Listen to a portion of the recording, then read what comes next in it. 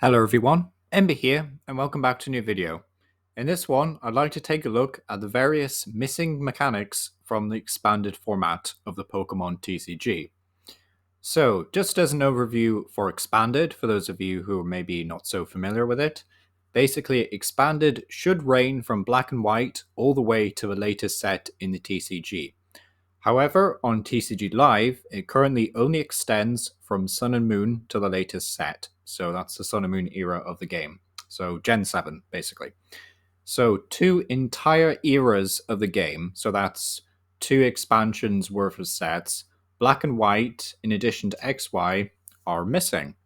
And basically, what this video aims to do is just showcase really an overview of the missing mechanics and basically my thoughts on them and, why I think they should come back in the future. I'm all for creativity and new ideas, but I do think some of these mechanics were really cool. So, hope to see them come back in the future. The first mechanic we can take a look at here is, of course, Mega Evolution. Now, this did involve the original Pokemon EX. Well, not the first incarnation of Pokemon EX, but certainly one of the older ones from the XY era and Black and White. And basically, how Pokemon EX worked is that they were all basics. So, it could be middle evolution, final evolution, like Blastoise, for example. But they were all basics. That was the key thing. However, for some of them, you could attach what was known as a Spirit Link and evolve them into Mega Evolution. So you don't actually need a Spirit Link, just to clarify. You can just evolve it directly from the hand. However, that would end your turn, which is obviously quite, detrimental. So we're much better off if you had the Spirit Link, basically, which was a tool card. So in my opinion, I do think this was actually a really good way of balancing it out, and especially more recently with cards like Arvin, which are really strong and great at finding tool cards. I definitely think this isn't such a big issue, maybe as it used to be for the TCG. But yeah, I definitely do think that Mega Evolution would be quite cool to have on TCG Live. I'm aware that a lot of them have been like power crept out of the format quite substantially. But to be honest, like take Mega Blastoise, for example, here. Its HP more or less matches Miraidon, but it's still a two prize Pokemon. So it's just the fact that it's not actually giving out more prizes than, most two prize Pokemon of the current era of the same HP is what I'm trying to say. I don't think it's actually that bad. Now, the damage output is, it's whatever, but, you could certainly make things work. And I do think the likes of Rayquaza would still be quite fun. So, yeah. Mega Evolution definitely gets a pass from me. Of course, there is like huge speculation that next year we will see an announcement at Worlds for Mega Evolution, basically coming back for was it Legends ZA? I think the name of the game is. There's going to be another Pokemon game, basically focusing on the Kalos region and Mega Evolution and stuff like that. So yeah, Mega Evolution probably coming back to the TCG in some form or another, maybe with Spirit Links, or maybe they do something entirely new, but we'll just have to wait and see. And we are a long way off that mechanic being revealed again. So yeah, Mega Evolution, ladies and gentlemen. But moving on, we can look at Pokemon Break, which I kind of feel sorry for Pokemon Break, really, because they weren't the greatest mechanic when they came out. Like, not all of them saw that much play. I think Greninja Break was definitely the most infamous and definitely the most powerful out of all of them, hands down, very easy. But to be honest, Pokemon Break have they're kind of just fallen off, really, and expanded in general. Like, you don't see them very often. And another thing that really hurts Pokemon Break, really, is the fact that they are not actually legal in GLC, despite being single prize Pokemon, because they do have a Break Evolution rule box, meaning that they're not legal for GLC, which is a bit of a shame, in my opinion, really. Like, I get it, Greninja Break would be kind of broken in some regards, but to be honest, I do think that Pokemon Break, for the most part, would be fine in GLC.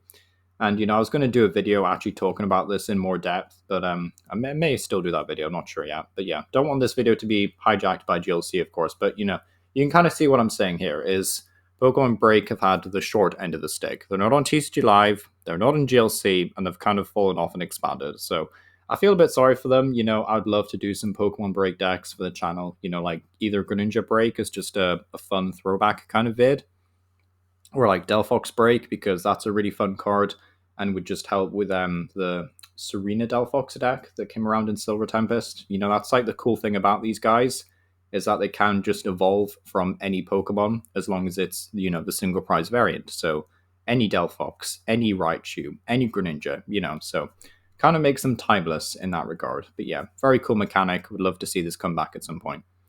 But then we have Ancient Traits, which my personal favorite mechanic, hands down, from the XY era. Very, very cool. I really, really wish they would bring these back. When they started revealing like the art rares for Scarlet and Violet, I was secretly hoping, fingers crossed, they would reveal some ancient traits in there, but sadly they haven't done it. It's a bit of a shame, but it is what it is. But I do love ancient traits. If you don't know what these are, it's this kind of like tiny Roblox thing that kind of looks like an ability, but isn't classed as an ability. So ability lock won't affect you, but they all do different things. Barrage allows you to attack twice. So if Yoga Kick, for example, on Medicham knocks out your opponent's active Pokemon, you can attack again after they've chosen the new active Pokemon. It's basically just like the ability on Diplin from the Festival Lead deck. It's basically just that, one for one, but it applies to a lot of Pokemon. Of course, they gave all the Barrage Pokemon like pretty mediocre attacks, even for like the time they released in, they're pretty bad. So unfortunately, this Medicham hasn't aged gracefully. Only doing 30 for 2 energy is pretty rough. But yeah, there is like a couple of damage modifiers. I think there was an Exadrill that did like 50 for 3, and you can modify that quite easily. So, it is kind of fun, but at the end of the day, definitely power crept out. Also got this Articuno here with the Ancient Trait Plus, which is just very simple. If your opponent's Pokemon is knocked out by damage from this attack, you get to take one more prize card, and then Tri-Edge is on coin flips and can only do like 140 damage or something. So, it's not a lot of damage, very risky, probably not going to take a lot of prizes at the end of the day, but a very fun card nevertheless. And then we have Entei with Double, which might be the most creative actually of all the ancient traits. Basically just says this Pokemon may have up to 2 Pokemon tool cards attached to it. So you can do some like really silly things like put a Luxurious Cape on it to give it 230 HP, but also turn it into a Roblox.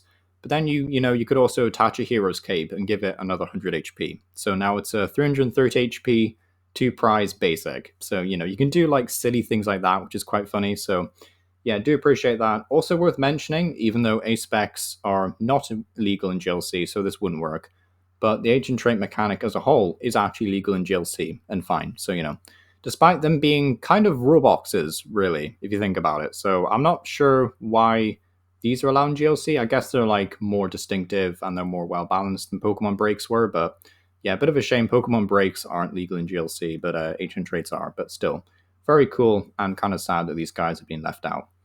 Also, just got some general staples. Now, this isn't a mechanic as such, but it's just cards that a lot of people who are a big fan of Expanded really enjoy, so I thought I'd include them.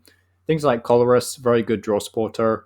Battle Compressor, which is a card I still kind of feel is maybe a wee bit too overtuned. I kind of wish it was just search your deck for 2 cards and discard them, but it still enables a lot of really fun, funky decks, so can't really complain too much. Also got Via Seeker, which allows you to put a supporter card from your discard pile into your hand. Very, very, very strong card. Just very, very strong. And I do kind of miss Via Seeker some days. But yeah, Via Seeker. Bit of a shame it's gone. Also, one final point to mention, and this wasn't actually mentioned in the overview, and maybe it should have been, but you can't actually challenge a friend to a match in Expanded on TCG Live. You can only do standard challenges for some reason. I don't know why this is, but it also just means that there's no proper GLC at all. So there's like no expanded GLC involving Sun and Moon. You could do like standard GLC, but I don't know anyone who's like a fan of standard GLC. I've seen like maybe 1 or 2 events online for it, but it's a very, very, very niche thing in an already very, very niche format-ish. Well, I'd say GLC is pretty niche, to be honest, in the grander scheme of things, but at least compared to standard. But yeah, sadly, no GLC because there's no black and white and there's no challenges, there's no XY. And obviously, players who want to play GLC, they want access to the full expanded card pool. So, bit of a shame. And, if they would just add full expanded, like not even friend battles, at the very least we'd be able to do like deck profiles for GLC, but sadly they haven't done that either. So yeah. Hopefully they add full expanded, but due to the sheer volume of bugs and glitches that come out with every new expansion and, every new release, I do think that it'll be a long time coming before we'll see full expanded, unless they're cooking something up for a 2025 release. Fingers crossed they are, right? But I don't see it happening anytime soon, unfortunately. Hopefully, this statement ages poorly. By the way, I want it to age poorly. But yeah, thank you for watching. I'll just leave you ominously with this card over here, Double Dragon Energy, which is a very, very powerful card and expanded. But yeah, thank you for watching. Let me know what you think about any of these mechanics down below. Do you have a favorite? Also kind of aware when putting this video together that I did forget about dual types. Yeah, RP Volcanion EX, I guess. But yeah, dual types is basically very simple. It's just 2 types on 1 Pokemon card. That's it, basically. But yeah, thank you for watching. Let me know if you have any suggestions for, future videos for expanded or such. But yeah, let me know what you think down below. And yeah, thank you for watching.